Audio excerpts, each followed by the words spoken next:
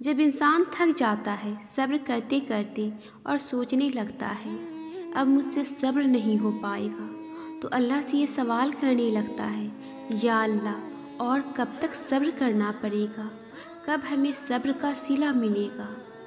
تب جواب آتا ہے، تو کیا جانوں، شاید صبر کا صلہ کا وقت قریب ہی ہو، اور تمہارے صبر میں جتنا وقت لگ رہا ہے تو یقین رکھو تمہارا صبر کا تحفہ بھی اتنا ہی خوبصورت ہوگا۔ زندگی بہت حسین ہے جب صبر کیا جائے، اور تم گھبراتے کیوں ہو؟ تمہارا صبر ٹوٹ ہی نہیں سکتا، بس تم اللہ پہ یقین تو رکھو۔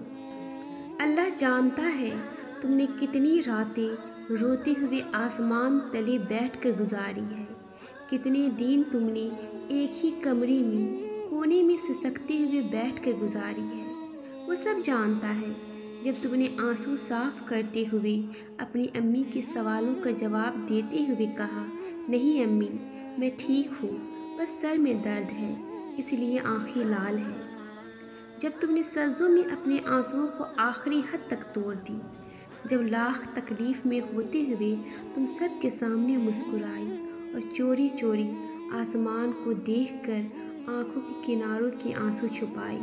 وہ جانتا ہے تم کس تکلیف میں ہو، بس ایک بات یاد رکھنا، جب یہ دنیا ہمیشہ کے لیے نہیں ہے تو یہ آزمائش، آنسو، تکلیف ہمیشہ کیسے مستقل رہ سکتی ہے؟ اللہ آپ کو کیسے ہمیشہ آزمائش میں رکھ سکتا ہے؟ یہ کائنات کا اصول ہے، ہر رات کے بعد دن اور دن کے بعد رات کو آنا ہے۔ اس طرح ہر تنگی کے بعد کشادگی اور ہر دکھ کے بعد راحت کو آنا ہے۔ اور تم تو بہت بہادر ہو، اور تم نے تو بہت صبر سے کام لیا ہے، اب تو خوشیاں تمہارا انتظار کر رہی ہے۔ وہ تمہاری ہر طرف سے واقف ہے، وہ عنقریب تمہاری ساری دعائیں سنے گا، تمہاری ہر زخم ایسے بھر دے گا جیسے کبھی وہ تھا ہی نہیں۔ اللہ کے معاملات میں زیادہ نہ سوچا کرو، یہ کیسی ہوگا، وہ کیسی ہوگا، یہ بس وہی جانتا ہے۔ مایوس بھی نہ ہوا کرو، مایوسی تو کفر ہے، اور تم کیسے کہہ سکتی ہو کہ وہ تمہیں آزمائش میں ڈال کر بھول گیا ہے؟ وہ تو کچھ نہیں بھولتا، وہ تو چھوٹی سی چھوٹی چیز بھی نہیں بھولتا، وہ تو ایک چیٹی کا بھی حساب رکھتا ہے۔ تمہارا تو ایک آنسو بھی ایک چیٹی سے بھی بڑا ہے۔ تم تو پھر انسان ہو، تم سے تو پھر وہ 70 ماؤں سے زیادہ پیار کرتا ہے، تو پھر کیسے مایوس ہوتے ہو؟ کیوں سوچتے ہو کہ وہ تمہاری دعائیں نہیں سنے گا؟ کیوں دل چھوٹا کرتے ہو؟ اس کا تو مطلب یہ ہے کہ تمہیں اس پر یقین نہیں ہے۔ اس نے تو قرآن میں خود وعدہ کیا ہے، ہر مشکل کے ساتھ آسانی ہے، ہر تنگی کے بعد کشادگی ہے۔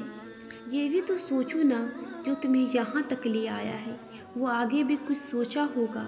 پھر وہی تو فرماتا ہے، مجھے شرم آتی ہے میں اپنے بندے کو اٹھے ہوئے ہاتھوں کو خالی جانے دوں، اس کا تو ہر وعدہ سچا ہے، پھر تم کیوں تھک ہار کر بیٹھ گئے ہو؟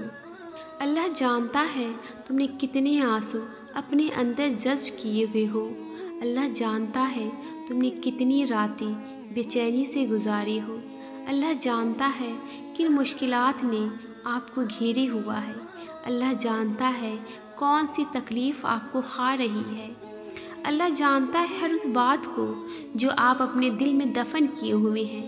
یقین کریے اللہ سب جانتا ہے، اور وہ ہمیشہ آپ کی مدد ایسے ذریعے سے کرتا ہے کہ آپ کو اندازہ بھی نہیں ہوتا کہ کیسے سب ٹھیک ہو گیا۔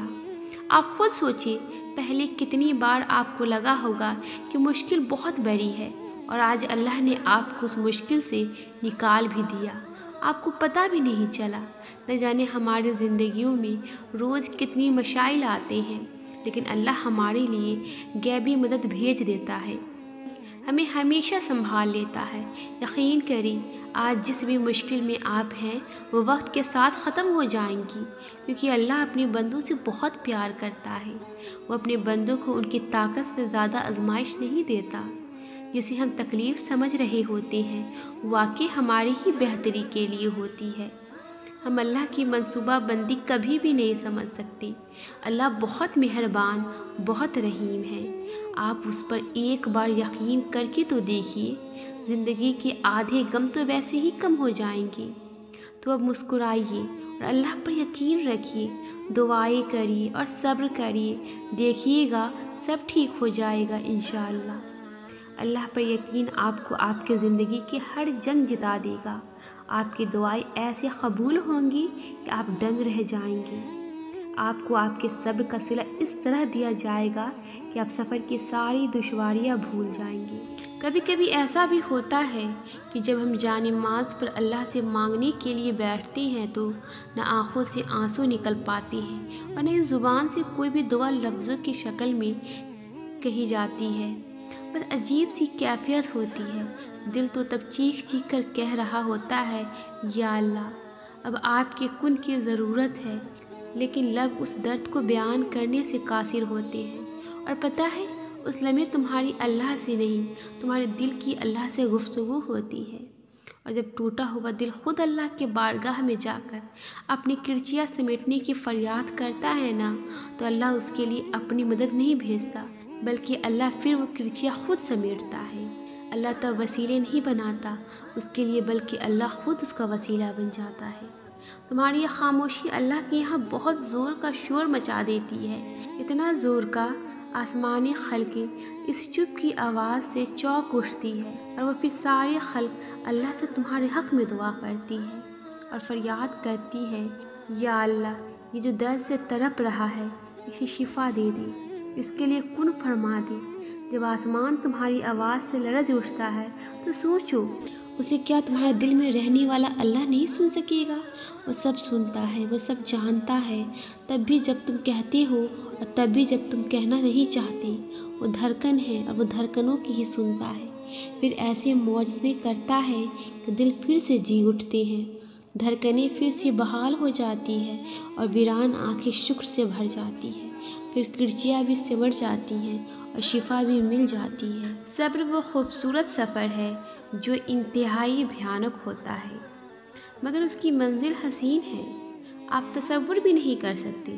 اس طرح سے دل ٹوٹ کر ریزہ ریزہ ہو جاتا ہے، اس کو جوڑنے کے خیال سے پہلے ہی انسان ہمت ہار جاتا ہے۔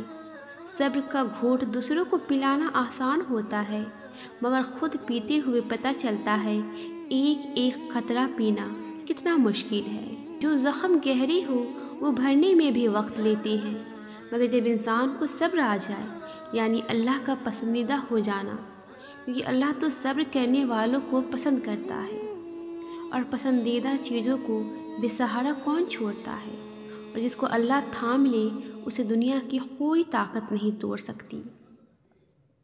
صبر کسے کہتے ہیں؟ جب آپ بالکل ہمت ہار جاؤ اور آپ کی آنکھوں میں نمی ہو، دل بے ساختہ رو رہا ہو، زبان پر کوئی شکوہ نہ ہو اور پختہ ایمان ہو کہ ہمیشہ زندگی ایسے بس کرو کہ دیکھنے والی تمہارے درد پر افسوس کرنے کے بجائے تمہارے صبر پر رشک کرے۔ بے شک صبر ایسی سواری ہے جو انسان کو گرنے نہیں دیتی، نہ کسی کی قدموں میں نہ کسی کی نظروں سے۔